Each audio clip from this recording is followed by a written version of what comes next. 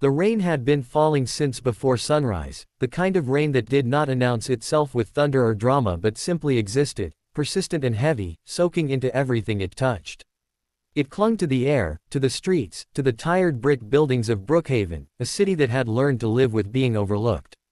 Water streamed down rusted fire escapes and pooled in the cracks of broken sidewalks, reflecting distorted versions of streetlights that flickered like they, too, were exhausted.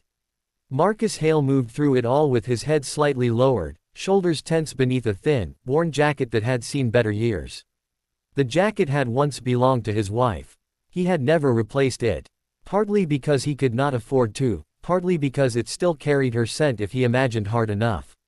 In his right hand, he carried a small plastic grocery bag, the handle biting into his palm, stretching thin under the weight of a loaf of bread, a carton of milk, and a few cans of soup bought on sale. In his left hand, he held onto the most important thing in his world. Lily's fingers were small and warm, curled trustingly around his own. She was 7 years old, light on her feet, skipping instead of walking, splashing deliberately into shallow puddles and laughing when the water jumped up to kiss her shoes. Her laughter was soft, almost musical, and it cut through the grayness of the morning like a fragile beam of sunlight. She had wide brown eyes that missed nothing, eyes that mirrored her mother's in a way that still made Marcus's chest ache when he noticed it. Marcus watched her constantly, not because he did not trust the world, though that was part of it, but because the world had already taken so much from her. 3 years earlier, cancer had taken her mother with cruel efficiency, leaving behind hospital bills, unanswered questions, and a silence that never truly lifted. Since then, Marcus had learned to live with a constant hum of worry beneath every thought.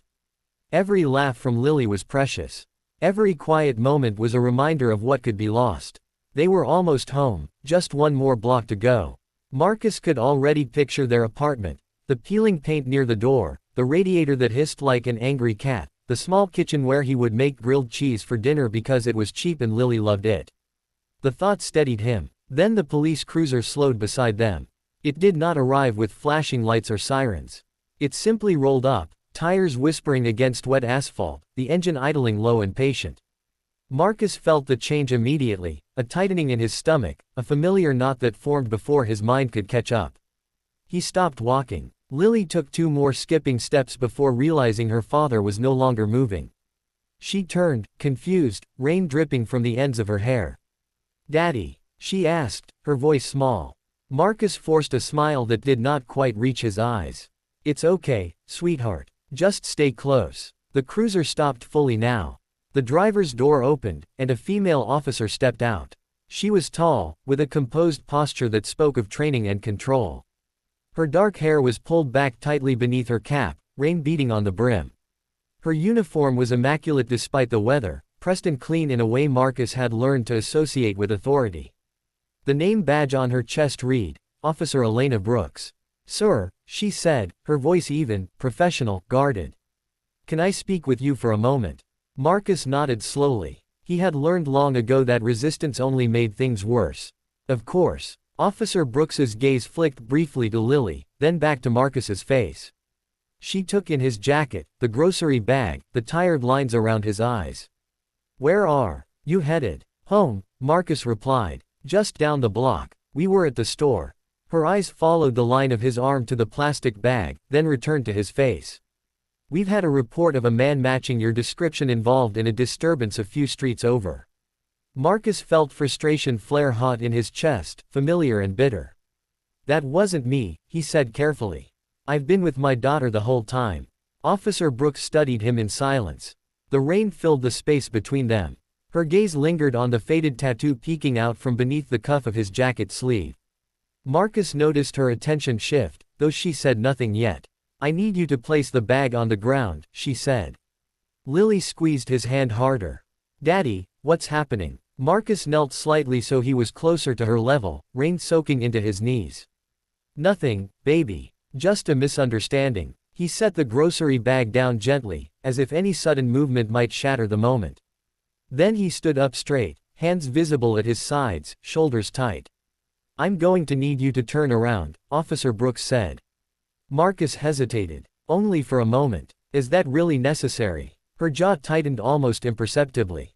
"Sir, please comply." Slowly, deliberately, Marcus turned around.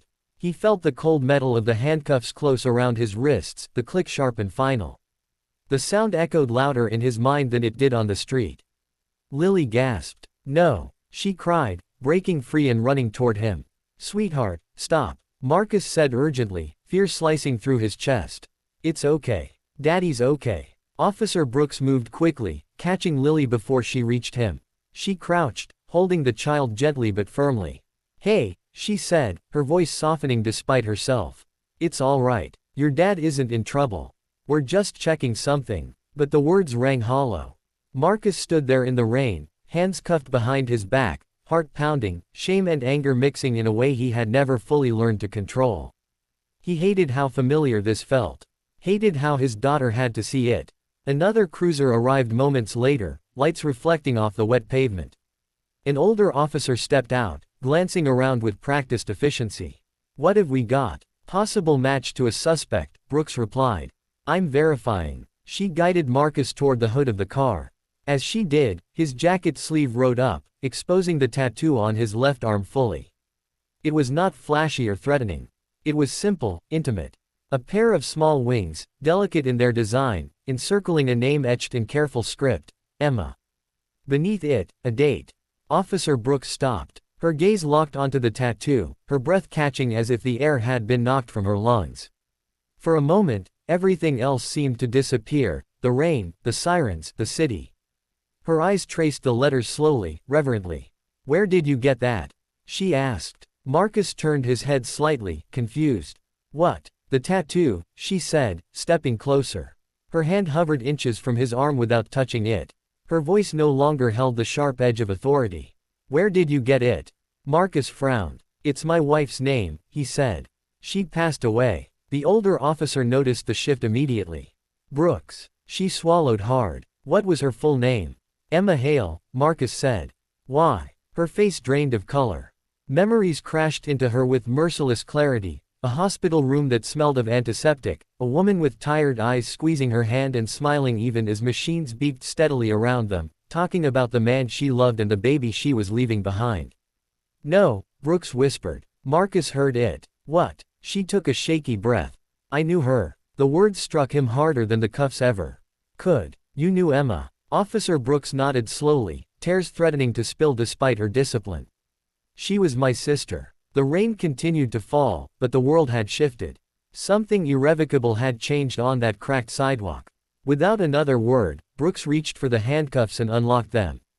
The metal fell away, clattering softly against the pavement. "My sister," Marcus repeated, rubbing his wrists. "I should have recognized it sooner," she said. "She talked about you. About Lily. About how hard you worked." Lily stepped closer, clutching Marcus's jacket. Brooks knelt in front of her, eyes full. "She looks just like her," Brooks whispered. Marcus felt his chest tighten painfully. "I'm sorry," Brooks said. "For today. For everything." Marcus looked down at Lily, then back at Brooks. "What matters," he said quietly, "is what happens next." The rain began to ease, the clouds thinning just enough to let a pale light touch the street. For the first time in years, Marcus felt something stir beneath the weight of survival. Not relief. Not peace. But the faint, dangerous beginning of chance.